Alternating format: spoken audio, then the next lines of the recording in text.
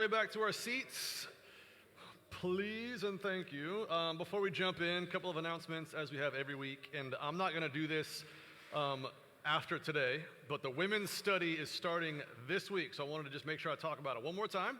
If you are not signed up for the women's study, we call it a Bible study, but we were joking last night. It's really more of a book study, and we talk about Scripture sometimes, throughout the book. But it's more of a book study.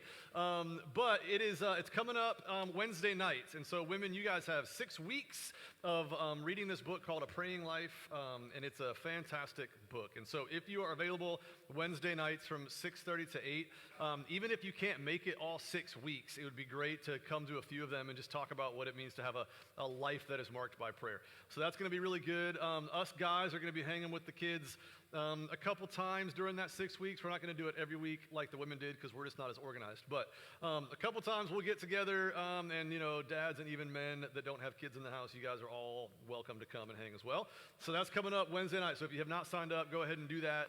The link is online, but also coming out in the email tomorrow. So keep an eye out. And then lastly, we have the worship at the lake. If you have not signed up for that, keep an eye out this week for the link as well.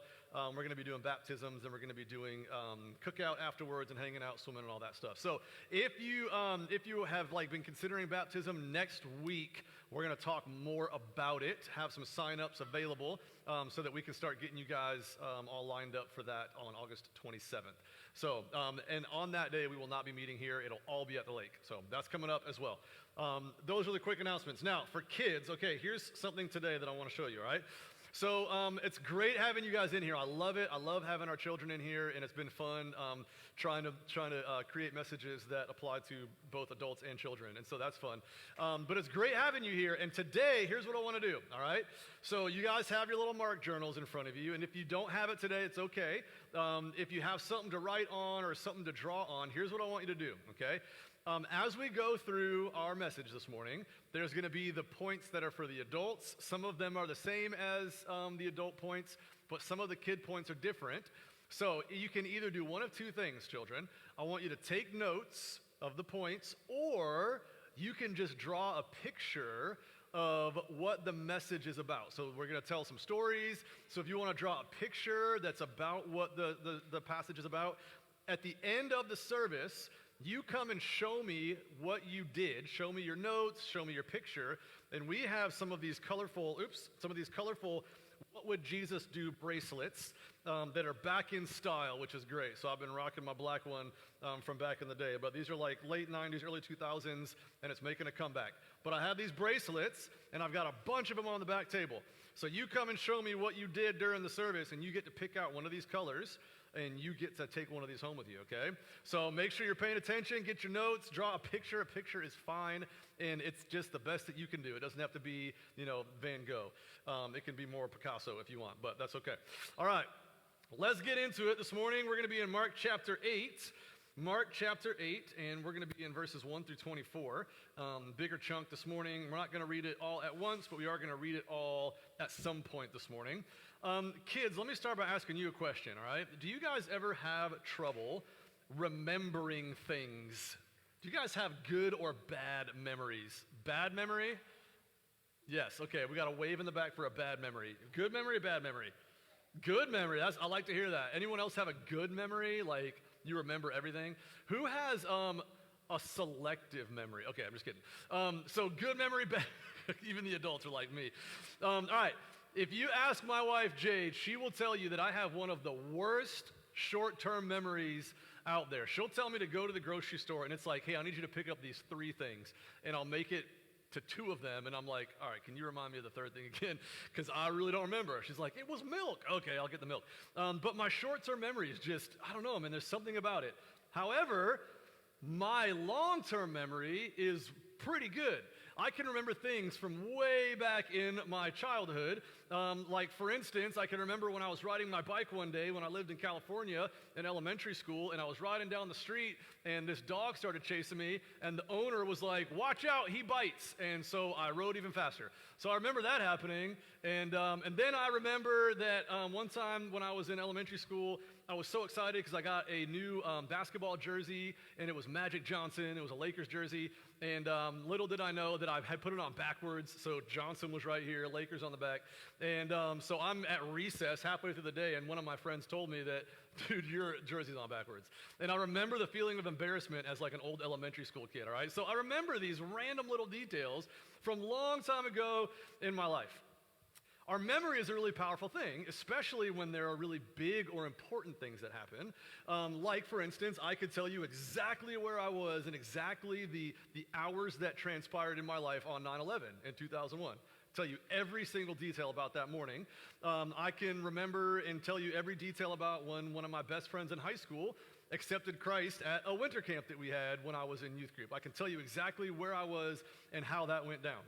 I remember getting baptized when I was a kid, and the water was too hot, so they had to go to the store and grab ice bags, and we had to wait to get baptized till they cooled the water down. Okay, so like, these are things that happened a long time ago, but when it's a memorable thing, our memories, our remembrance is pretty strong. So this morning, what we're going to see with these disciples of Jesus is that they really struggled with remembering. They really had a hard time remembering even things that had happened just a month prior to what we're going to see this morning, all right? So the title of the message this morning, sometimes we have a title, sometimes we don't, but this morning it made sense. We're just going to call it The Importance of Remembering, okay? The Importance of Remembering. So we're going to be in Mark chapter 8, and verses 1 through 10 is where we're going to start. And so, kids, if you have your journals open to Mark chapter 8, again, if you just got those, they're not going to line up exactly with what I read because it's a different translation, it's called. So you have the NIV, I have the ESV, but it's going to be really close to what I read, okay? So Mark chapter 8, verses 1 through 10. In those days, when again a great crowd had gathered and they had nothing to eat, he, Jesus, called his disciples to him and said to them, I have compassion on the crowd, because they have been with me now 3 days and have nothing to eat. And if I send them away hungry to their homes, they will faint on the way. And some of them have come from far away. And his disciples answered him, how can one feed these people with bread here in this desolate place? And he asked them, how many loaves do you have? They said, 7. And he directed the crowd to sit down on the ground. And he took the 7 loaves, and having given thanks, he broke them and gave them to his disciples and set them before the people. To set before the people, and they set them before the crowd. And they had a few small fish, and having blessed them, he said that these also should be set before them. And they ate and were satisfied. And they took up the broken pieces left over, 7 baskets full. And there were about 4,000 people, and he sent them away. And immediately he got into the boat with his disciples and went to the district of Dalmanutha. All right, so number one, here's the first thing we see about the importance of remembering is that the disciples forget. All right, the disciples forget. So that's going to be the same point for the adults and the kids. The disciples forget. So after Jesus takes that long horseshoe journey all up through Gentile territory, he returns with his disciples to the Decapolis, which just is a word for the 10 cities. There were 10 cities that made up this region.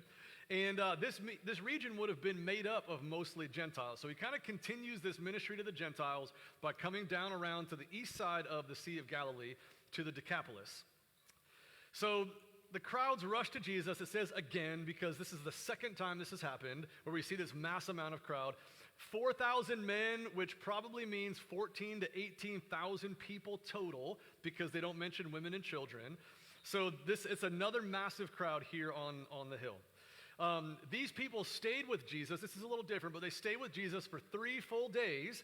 And it isn't clear if they had eaten or not. It doesn't say they didn't eat for 3 days. We just learned that they are very hungry and famished.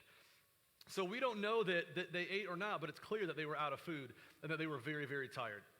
And so then we see Jesus look at them again. He's got compassion, which we talked about is this Greek word for a very deep feeling in the gut of our stomach that compels us forward to do something. So he felt this gut level intense feeling of, I've got to do something to help. So he recognizes their deep need to the point where he's not going to send them away hungry. Right? He sees their need. If I send them away, they're going to faint because they're so weak from hunger. They're tired from being with me for 3 days. So they must eat immediately. Now, in our Bibles, there's only one chapter that separates these two miracles, right? In chapter 6, we have the feeding of the 5,000. In chapter 8, we have the feeding of the 4,000. So one chapter in between. We don't know exactly how long it's been in time, but it can't be more than a couple of months. All right, so he does this miracle on the hillside, and then a couple months later, at most, he does a similar miracle with the feeding of the 4,000. But look how the disciples respond, right? Look at their question. How can one feed these people with bread here in this desolate place? So just a little bit ago, Jesus did this, and now they're going, how can we feed these people with bread in this desolate place? Surely they haven't completely forgotten, right? There's no way that they don't really remember what Jesus did. But in the moment, this situation seems so dire, it seems so serious and so intense that they couldn't see past that to remember what Jesus had done. And that's a really important lesson for us that we'll get to, but it's like, man, I'm so overwhelmed right now in this moment, and all I can see is this, that I can't even think on what has happened in the past. And so we look at the disciples and we're like, really? Like, he just performed this miracle no more than 2 months ago. Even more people were present in that one, silly disciples. But then we take a step back, and if we look into, or we take ourselves out of the story, we evaluate our own lives, we really quickly realize that we can so easily fill those sandals of those disciples. How quickly we forget everything that God has done in our life when we are in a situation where the heat is turned up and we feel like it's just too much to overcome. So much like the previous miracle, Jesus takes 7 loaves, he takes 2 fish, breaks the bread, blesses it with a prayer to his Father, and his disciples distribute it amongst the crowd. And rather than having 12 baskets full left over, now they have 7 baskets full. So it's a very, very similar miracle that we see happen. But it's only because of the power of Jesus that these people were satisfied, right? So let's not miss that, at the end there's 7 large baskets of leftovers, right? So this is the idea that Jesus provides, and he provides in abundance. And so it's very similar to the story we told just a few weeks ago. But let's get into some of the implications here for the disciples, right? So Jesus sends the crowds home, and he and the disciples, it says, immediately get into the boat, and they head out to Dalmanutha. We have a brief interaction with the Pharisees. This is kind of it's not an interlude, it seems like it is, but this actually is a really important part of the story as we learn about remembrance, all right? So let's get to verses 11 through 13, and read that, then we'll give you point number 2, all right? So Mark 8, 11 through 13. Let's see how all this transpires. It says, the Pharisees came and began to argue with him, seeking from him a sign from heaven to test him. And he sighed deeply in his spirit and said, why does this generation seek a sign? Truly, I say to you, no sign will be given to this generation. And he left them, got into the boat again, and went to the other side. So it's like this kind of random, he gets in the boat after the feeding of the 4,000, and then he goes to the other side. The Pharisees come out, challenge him, he talks to him for a minute, and then he gets back into the boat and leaves again. So it's kind of a random little thing, seemingly. But let's call this point number 2. We got 2 different ones, one for the adults, one for the kids, all right? Adults, we're going to call it the Pharisees' refusal to see. That's what we're going to see here, all right? The Pharisees' refusal to see, and if you're a kid, you can just write blind Pharisees, all right? They did not see, so they were blind Pharisees. So the Pharisees come out with the intention of challenging Jesus. They come with the goal of trapping him, and it's interesting what their demand is. And remember, the Pharisees were trying to explain away the miracles of Jesus by saying that he got his power from Satan. That's what they said. Well, we see the miracles, we see this to be true, but it's not the power of God, it's the power of Satan that's manifesting in this man's life.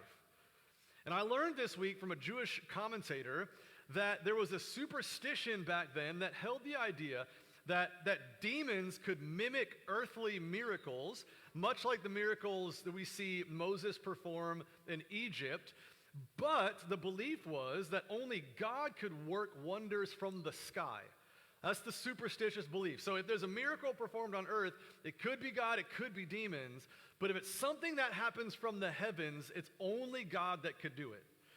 And so when they ask for for Jesus to give them a sign from heaven, they're saying, okay, listen, we see that there's some power here on earth. We don't think it's God doing these things. We want you to prove that it's God by giving us a sign from heaven.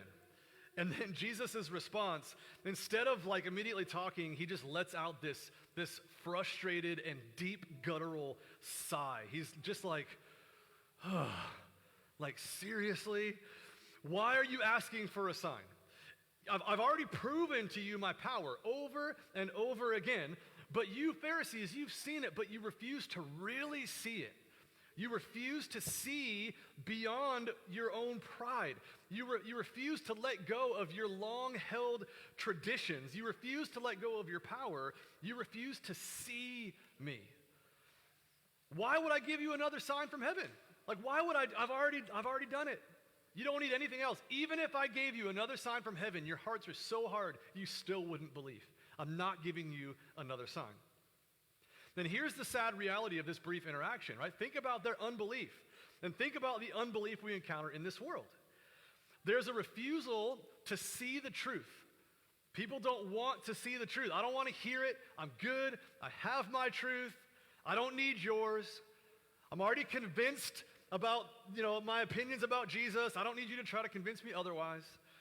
You just do you. You let me do me. And there's this general refusal to see who Jesus really is. And so we can see kind of how this is in our world happening as well. All right, so we have this interaction which is going to play into this next section.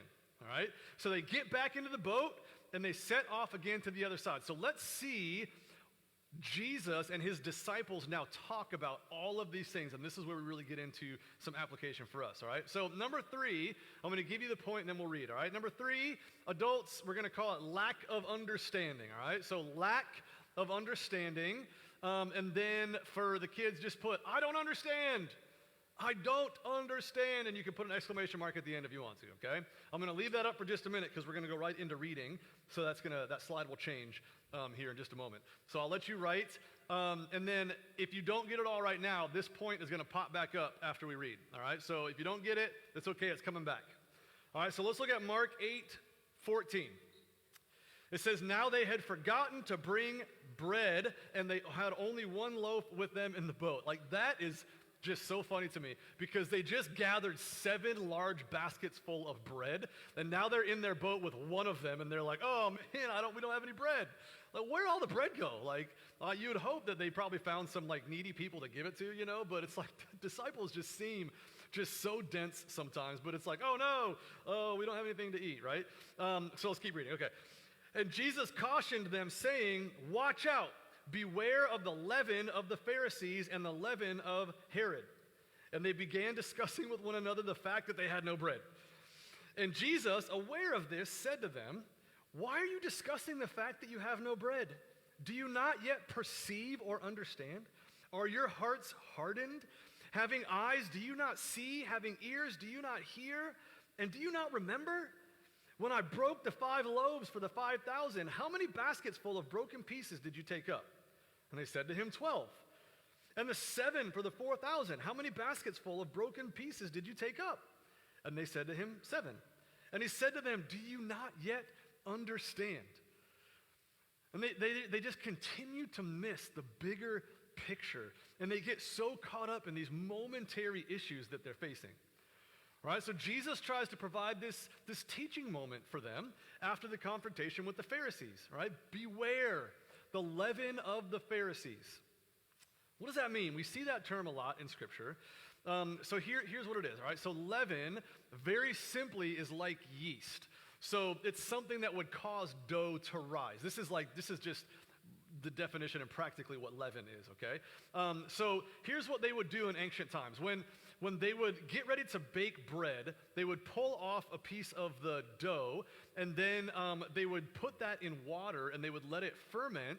And then when they went to bake their next loaf of bread, they would take the fermented piece of bread, which was called leaven, they would mix it in with the dough, and that fermented piece would cause the bread to rise. And so leaven was simply a yeast-type substance that would help the bread rise when they baked it. That's what leaven is, okay? But spiritually speaking, leaven is often used in the Bible to describe the evil influence of someone. More specifically in the Bible, it's often used to describe the evil influence of the Pharisees, because a very small piece could corrupt the whole belief system of somebody, right? This is why Jesus says, watch out. The Pharisees have the ability to corrupt the truth, right? They might just take this small little piece and try to inject it into what I'm teaching, right? They might try to add on to something, right? They might try to just add this, and that can corrupt the whole entire system. So beware of their teachings. That one little thing they teach you could just corrupt truth, right? It's dangerous. You've got to stay away. So he's warning them here. And the disciples hear Jesus, and then they go right back to talking about that they have no bread. It's just like, you look at these guys, right? He cautions them, and they began discussing the fact that they had no bread. They're like, oh, okay, man, like, but we only have one piece. Like, what are we going to do? Right? It's just like, whoa, they just miss it completely. And so we can just imagine the frustration of Jesus, right? He's just like, like, God, I guess I got to dumb it down a little bit, right? Like, I'm trying here, and like, they just don't get it. And these questions that Jesus begins to ask, this series of questions, they're not meant to shame the disciples by any stretch. It's not meant to put the disciples in their place. It's not meant to embarrass them. It's not meant to belittle or even like show that they don't understand, like, and that they might be dumb, right? Like, that's not the point. The point of these questions is that Jesus takes them on this journey mentally to cause them to get to a place of understanding. And that's what he's doing. He's trying to lead them by questioning to, like, now I understand what you're saying, right? So let's look at these questions, this series of questions.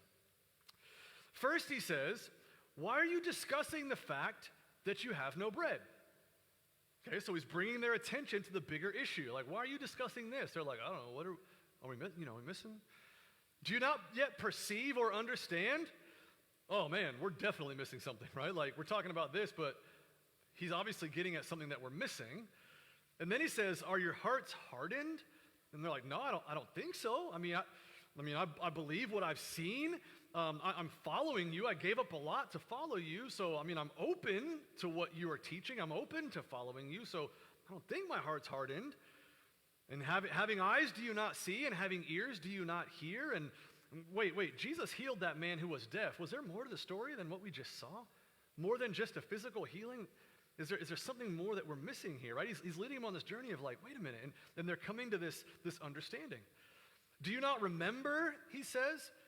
Of course you remember, Jesus. It's all been really incredible, but what specifically are you talking about? And then he's like, well, when I performed that incredible miracle, and when I fed the nearly 20,000 people, right? He says 5,000, but we know with women and children, like nearly 20,000. How many baskets were gathered? 12 were gathered, right? And when I just did it yesterday, how many baskets did we take up? 7, right? Okay, so you remember, right? You remember, you see, but, and then here's the final question, right? Do you not yet understand? So he's leading them down this series of questions where it's like, hey, you've seen these things. Don't forget what you've seen, but you've got to try to understand deeper what I'm showing you.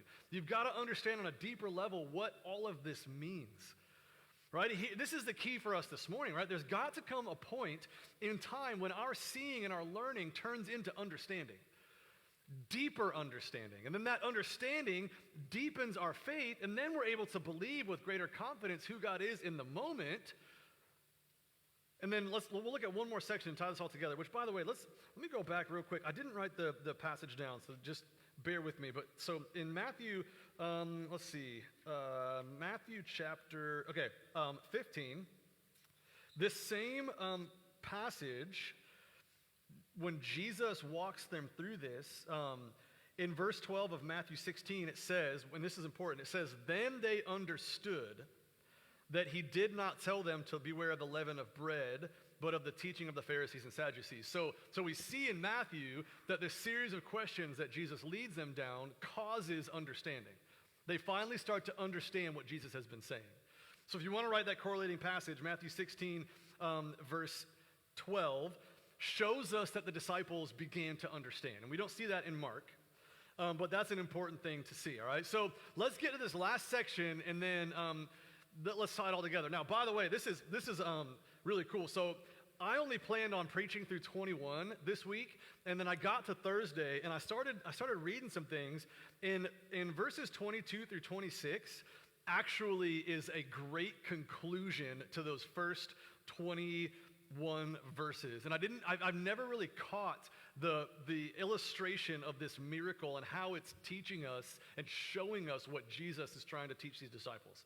All right, so let's read verse 22 through 26, and let's see kind of how this all ties together. It says, they came to Bethsaida, and some people brought to him a blind man and begged him to touch him. And he took the blind man by the hand, and he led him out of the village. And when he had spit on his eyes and laid his hands on him, he asked him, do you see anything? And he looked up, and he said, I see people, but they look like trees walking. And then Jesus laid his hands on his eyes again, and he opened his eyes. His sight was restored, and he saw everything clearly. And he sent him to his home, saying, do not even enter the village. So right after Jesus is trying to teach his disciples the importance of remembering and understanding, he gives them an example of what this looks like. Right? The Holy Spirit is just so masterful with how he led Mark to write these series of events and how it all ties together. It's easy to miss, I think, if we just breeze past this miracle. It's like, oh, another miracle of Jesus healing somebody. That's great. Like, we see the power of Jesus, and he healed a blind person, and that's phenomenal, right? And it's like, we have these miracles that are kind of all throughout this gospel. But think about this for a second, right? The disciples are really slow to understand. And they're slow to see Jesus for who he really is. Right? They're slow. You're seeing where this is going. They're slow to see him clearly. They're struggling. There's a process that they're going through. In fact, next week, we're going to preach the next passage. They're going to be confronted with that question head on. Who is Jesus? They're going to finally be confronted with it and faced with this, who really are you? But this miracle here illustrates the process of understanding for the disciples. Right? Jesus, again, this is really weird. And, if I'm blind and someone's going to heal me, do whatever it takes. But I don't know what this whole, spitting thing was about back then, but it was a common thing. So Jesus spits and he touches the man's eyes, right? He's completely blind. And so now when he opens his eyes, he sees a little bit, but not fully. Right, he sees these figures walking around, and he's like, I think those are people, but they look more like trees because it's still a little bit blurry. I don't see clearly yet. And then Jesus touches his eyes again, and this time when he opens his eyes, he can see clearly. And this is the process of understanding that the disciples are going through, right? Each time Jesus does something or teaches something, it's like they see a little more clearly who he is. And they're on this journey of understanding. And this is exactly what it's like for us today. We are all on this journey of learning and discovering and remembering and understanding. And we're not going to see Jesus perfectly clear, really, ever on this earth. We'll see him more clearly as we grow in faith. But 1 Corinthians 13:12 says, for now we see in a mirror dimly, but then face to face. Now I know in part, then I shall know fully. So now we see, but we don't get the full picture. Now we see, but we don't see it fully yet. We see it in part. But one day, when I'm face to face with Jesus, I'm going to see everything fully. I'm going to see everything completely, but not yet. But while we're on this earth, we are on this journey, this process of understanding. And every time that we're diving into the Word, every time we're learning and growing, every time we're remembering, which we'll talk about here in a minute, every time we do that, we're seeing Jesus a little more clearly, right? Just like that blind man. I don't quite see fully, and Jesus is like, let's do it again. And then he's like, wow, now I can see. And this is how it is with the disciples. Right? Well, Jesus, we see it, but we don't quite fully understand. And he's like, okay, well, let me do it again, right? Well, now we'll do 16 to 18,000 people. And they're like, still don't get it. And he's like, all right, well, let's interact with the Pharisees, and then let me teach you about what that means. And they're like, still not getting it. And he's like, all right, well, let me explain a little bit more. And so they go on this journey, this discovery of who Jesus is, but it takes time. It's a journey. It's not something that happens just overnight. So here's what I want to do these kind of last couple of minutes. I want to give us just some practical ways that we can practice the discipline of remembering. I think it's a really important thing for us to practice this discipline. There was one pastor that said this. He said, there is no better shield against spiritual declension and weakness than Christian remembering. Let me say that again just so we can get it. There's no better shield, defense against spiritual declension and weakness than Christian remembering. Well, why is that? Because when we remember what God has done for us in the past, not just us, when we remember what God has done in history, it gives us more confidence and strengthens our faith for the present. All right, so what are two ways? I'm going to give you two ways that we can remember and gain a deeper understanding. They're not revolutionary. They're not like, mind-blowing, okay? Here it is. The first one is read the Bible, okay? Read the Bible. What's the best way to remind ourselves of what God has done and who he is? You get into the Word, right? You read the stories of old, right? Read the story of God freeing the Israelites from Egyptian slavery in Exodus. Go back to that story and just watch what God did through a very weak and sinful man, right? Like through Moses. What did God use Moses to do? What did God do for his people? How did he free them, right? Read the crazy, incredible stories like when God made the sun stand still so that Joshua and the Israelites could keep fighting longer, right? It says God caused the sun to stand still, which you think about that scientifically and like just, I don't know if biology is the right word, but like biologically maybe. You think about the science behind that. And people have tried to say, well, that's impossible because if that happened, the earth would stop spinning and then everyone, the earth would free or what, I don't know, but that's impossible. Like, yeah, you're right, it is. Unless God did it, right? So that's in Scripture. You're like, man, God made the sun stand still until Israel defeated their enemies.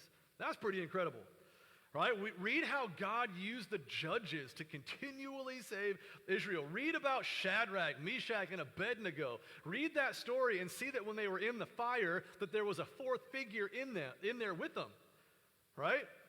Jesus, God was present with them in the fire.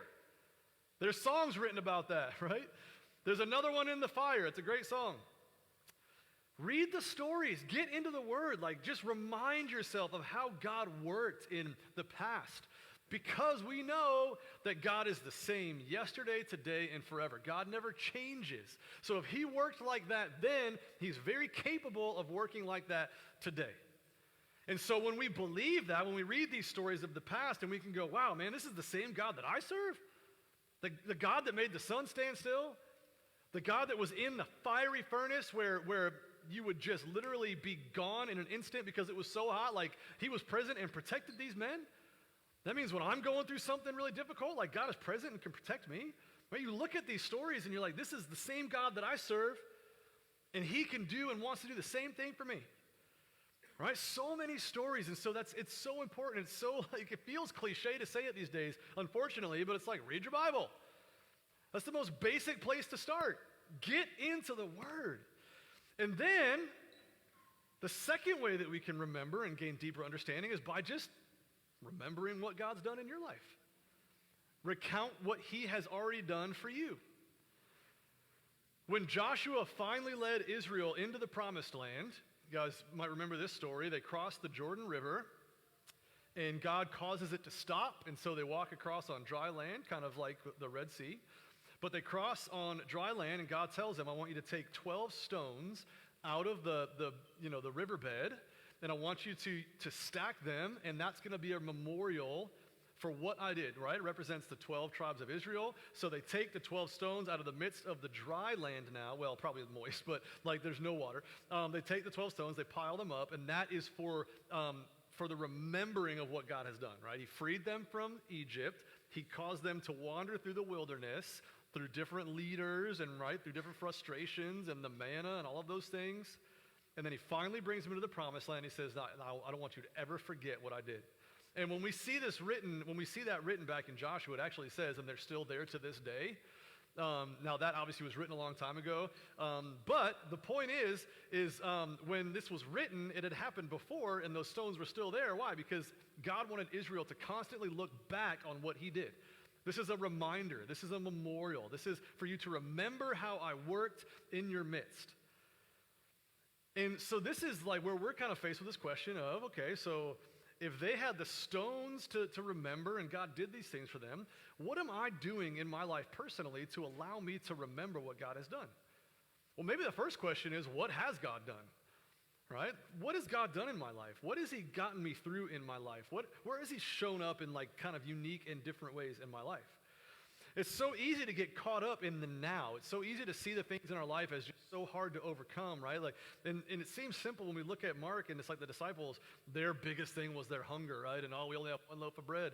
But it's obviously there for a reason, but like they were so worried about the momentary thing that they had completely forgotten about what Jesus just did right in front of their eyes. And that can be us so often. We're in the midst of something really, really difficult, and we miss that, wait a minute, God's already worked in my life before, and I believe that he can probably do it again. And so it deepens our faith, and it gives us more confidence. But, sometimes then we go, well, yeah, I mean, God did that, but this is much worse, right?